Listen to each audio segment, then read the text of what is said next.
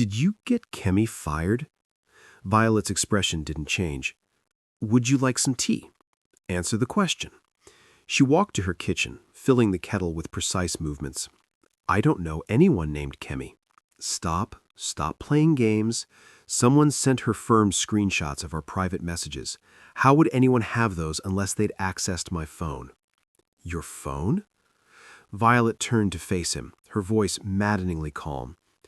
When would I have accessed your phone, Adrian? You've never left it unattended here. Then how? Maybe she had enemies at her firm. Maybe someone else didn't like her. Why assume I had anything to do with it? But her eyes told a different story. There was satisfaction there, barely concealed, the look of someone who'd solved a problem efficiently. This is insane, Adrian said. Even if you did somehow get those messages, why would you care who I'm seeing? We're not together. Aren't we? Violet poured hot water over tea leaves, the steam rising between them. We have dinner every week. We attend events together. We talk every day. We signed legal documents binding us as a married couple. What exactly do you think we are? Friends. We're friends. Friends. She repeated the word like it was foreign. Is that what you call it when someone knows everything about you? When they make space for you in their life? When they organize their entire existence around your schedule and preferences? I never asked you to do that. You didn't have to ask. She handed him a cup, her fingers brushing his deliberately. I chose it. I chose you. Adrian set the cup down without drinking. Violet, I think we need to take a step back. This has gotten confused somehow. I care about you, but not what? Not the way I care about you? Her voice remained eerily controlled. You think I don't see it, Adrian? How you light up when you talk to me? How you seek me out when you've had a difficult day? How you touch me when we're in public? Small gestures you probably don't even realize you're making. Those don't mean, they mean everything. They mean you feel the same way I do. You're just too afraid to admit it. Adrian moved toward the door. I think I should go. No. The word was quiet but absolute. He turned back to find Violet still standing by the kitchen counter, perfectly still, perfectly composed. No? You don't get to leave. Not now. Not after everything we've built together. We haven't built anything. This is a misunderstanding. Is it a misunderstanding that you come here every Thursday? That you told me about your mother's death when you never tell anyone about that? That you said I understand you better than anyone else in your life? I was talking, Violet. People talk. It doesn't mean... It means you're mine. Her voice finally carried emotion, but it wasn't anger or sadness. It was certainty, absolute and unshakable. You became mine the moment you put your hand on my back in that lobby. You just haven't accepted it yet. Adrian felt the situation slipping beyond his control. I'm leaving. We can talk about this when you've calmed down. He reached for the door handle. It didn't turn. He tried again, rattling it. Locked. Violet, unlock the door. Sit down, Adrian. We need to establish some rules. He turned to face her, adrenaline sharpening everything. Unlock the fucking door. Now. She walked past him to the living room, settling into her chair with perfect posture. First, you'll stop seeing other women. That ends immediately. Second, you'll check in with me throughout the day so I know where you are. Third, we'll formalize this arrangement properly. A real marriage, not just the paperwork. You're insane. I'm practical. You want freedom, but freedom is what's making you miserable. All those meaningless encounters, the empty conversations, the constant searching for something you never find. I'm offering you peace, Adrian, stability, unconditional devotion. By trapping me in your apartment? By helping you see clearly. You're fighting what you actually want because you're afraid. I understand fear, but I won't let it destroy what we have. Adrian pulled out his phone. No signal. He looked up to find Violet holding a small device, elegant in its simplicity. Signal jammer. The door is on a smart lock that only responds to my biometrics. The windows are reinforced security glass. I had these modifications last month, after I realized you weren't going to come to the right conclusions on your own. The calculated nature of it hit him harder than the actual captivity. This wasn't a spontaneous breakdown. This was planned, executed with the same meticulous care she brought to everything. You're not going to hurt me, Adrian said, trying to sound certain. You love me, right? That's what this is about? I do love you, more than you can comprehend. Then let me go. If you love me, let me leave. Violet smiled, and for the first time Adrian saw what had been hidden beneath her careful composure all along, something vast and consuming, an obsession so complete that it had its own gravity. Love doesn't let go, Adrian. Love holds on, even when the other person doesn't understand yet, even when they fight it, especially then. This isn't love. This is the only real thing in your entire life.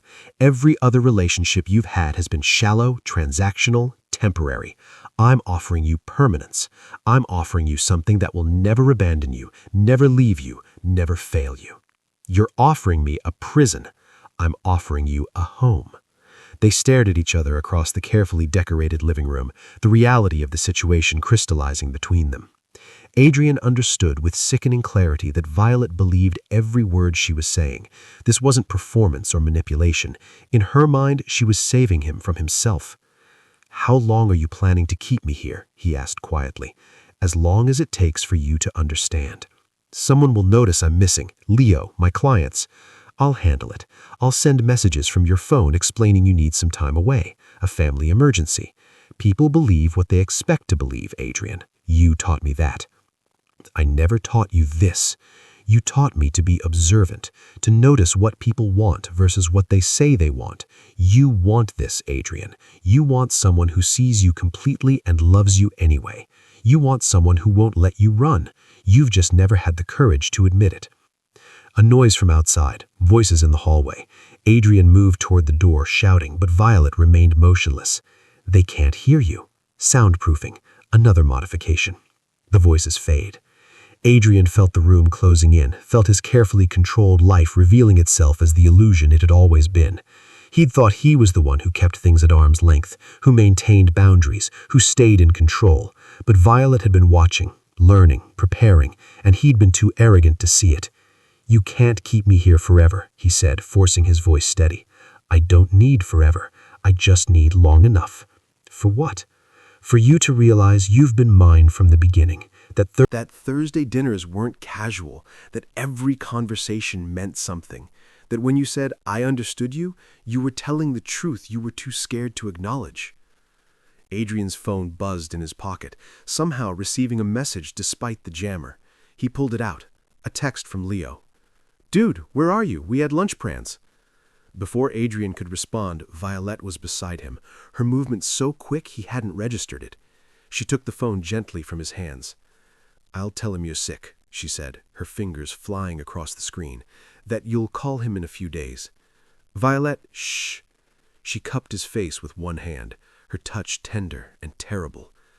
This is going to be easier if you stop fighting. I don't want to hurt you, Adrian. I never want to hurt you, but I will do whatever is necessary to protect what we have. He pulled away from her touch. We don't have anything. We have everything. You just can't see it yet. A sound from outside, louder this time. Footsteps, multiple people, deliberate and heavy. Then a voice, amplified and official. This is the police. We've had reports of a disturbance. Please open the door. Violet's expression flickered, the first crack in her composure. How did they... Leo, Adrian said, understanding flooding through him.